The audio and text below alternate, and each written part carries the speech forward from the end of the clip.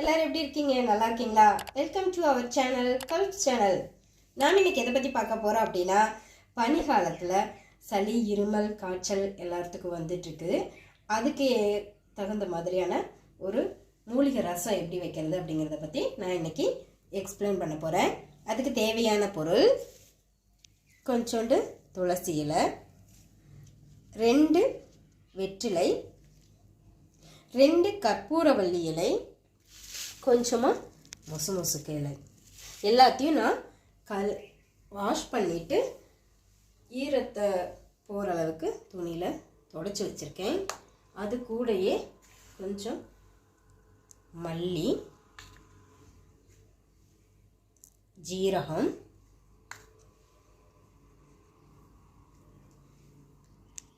மிளகு, மஞ்சள் தூள்,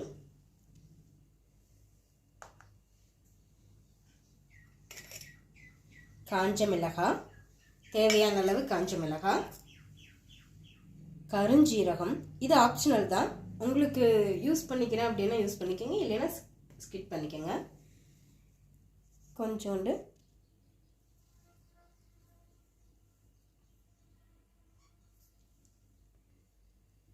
கொஞ்சமாக சுக்கு, தாளிக்க கடுகு, உளுந்து, எண்ணெய், கருவேப்பிலை.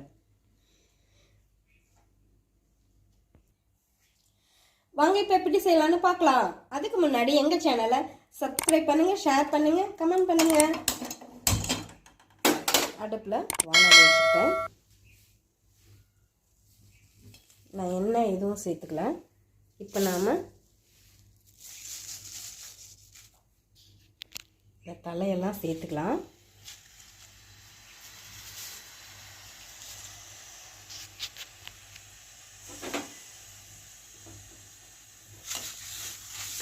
வெறும் வானலிலேயே சேர்த்துட்டு நான் இதை கொஞ்சம் நேரம் வதக்கிக்க போகிறேன்.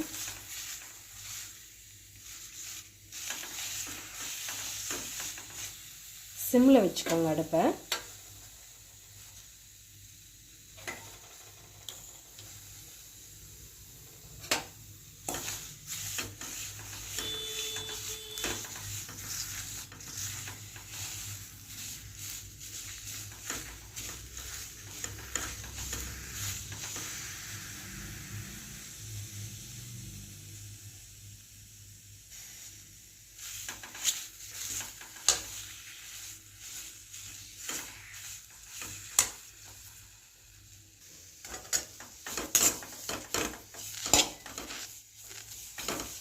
இந்த அளவுக்கு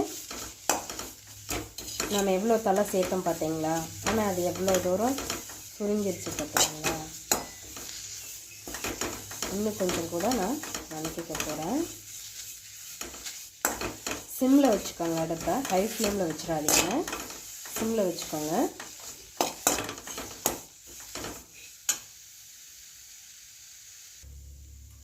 இந்த அளவுக்கு வறுபட்டுருச்சு.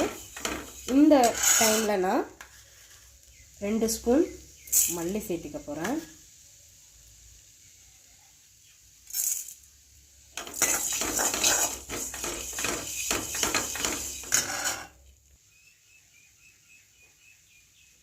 ஒரு ஸ்பூன் ஜீரகம் சேர்த்துக்கிறேன்.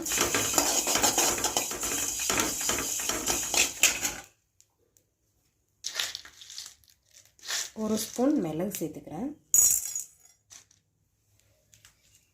ஒரு காஞ்ச மிளகாய். எல்லாத்தையும் கலரிட்டு இருங்க. நான் எடுத்து வச்சுருக்கிறேன் கருஞ்சீரகம் சேர்த்துக்கிறேன்.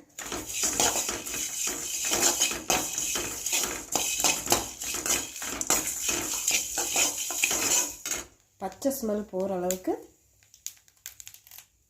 இப்போ சேர்த்துருக்கிற இன்க்ரீடியன்ட்ஸ் எல்லாம் வணக்கம். கொஞ்சம் கருவேப்பிலை சேர்த்துக்கிறேன்.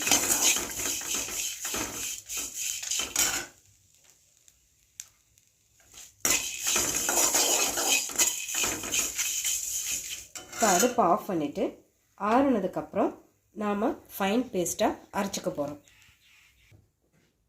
ஆறிடுச்சு. நான் மிக்ஸி ஜாரில் சேர்த்துக்கிட்டேன்.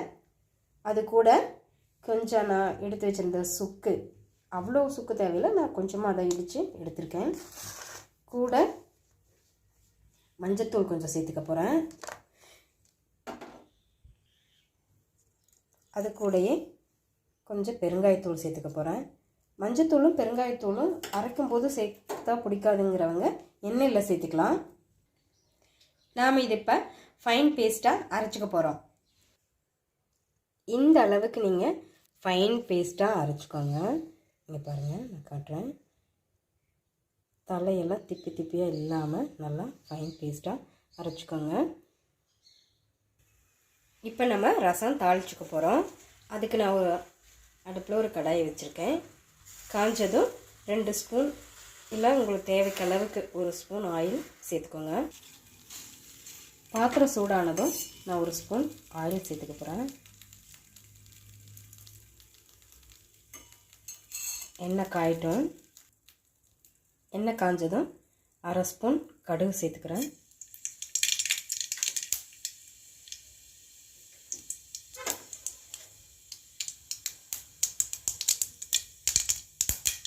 கடுகு பொரிஞ்சதும் கருவேப்பிலை சேர்த்துக்கிறேன்.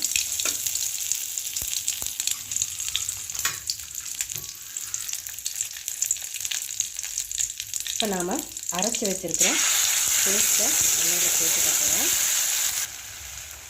அடுப்பை சிம்மில் வச்சுக்கோங்க. நல்லா கலந்து கொடுத்துக்கோங்க. ஒரு 1 நிமிஷம் போல் கலந்து கொடுங்க.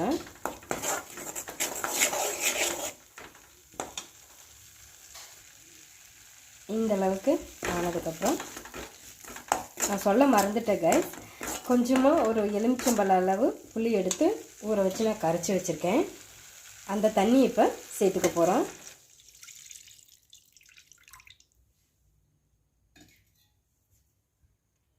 நாம் அரைச்ச மிக்ஸி ஜாரில் இருக்கிற அந்த பேஸ்ட்டோட இதையும் நம்ம வேஸ்ட் பண்ண வேண்டாம். அதுலேயும் நான் தண்ணி கலந்து ஊற்றிக்க போகிறேன்.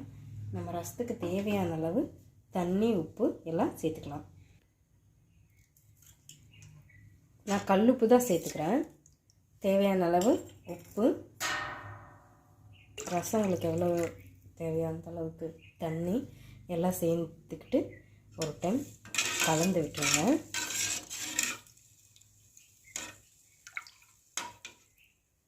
இப்போது அடுப்பை ஃபுல் ஃப்ளேமில் வச்சிடுறேன்.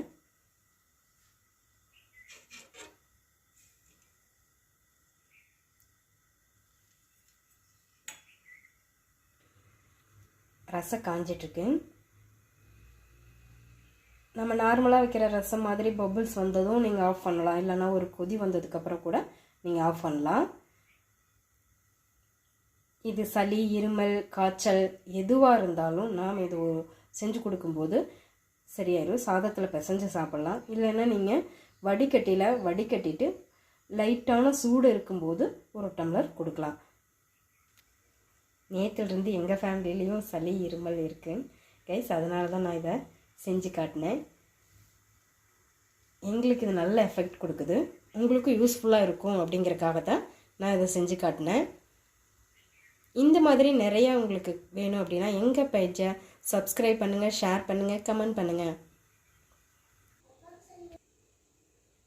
இந்த மாதிரி பபிள்ஸ் வந்ததுக்கப்புறம் நீங்கள் இறக்கிக்கலாம். இல்லைன்னா ஒரு கொதி விட்டு அதுக்கப்புறம் கூட நீங்கள் ஆஃப் பண்ணிக்கலாம். இந்த ரசம் நீங்கள் சூடான சாதத்தில் பிசைஞ்சு சாப்பிடலாம். இல்லைன்னா இந்த மாதிரி தனியாக டம்ளரில் சேர்த்துட்டு நீங்கள் சாப்பிடலாம். சளி, இருமல், காய்ச்சல் எல்லாமே சரியாகும். இந்த ஒரு ரசமே போதும். வாங்க கைஸ் சாப்பிடலாம்.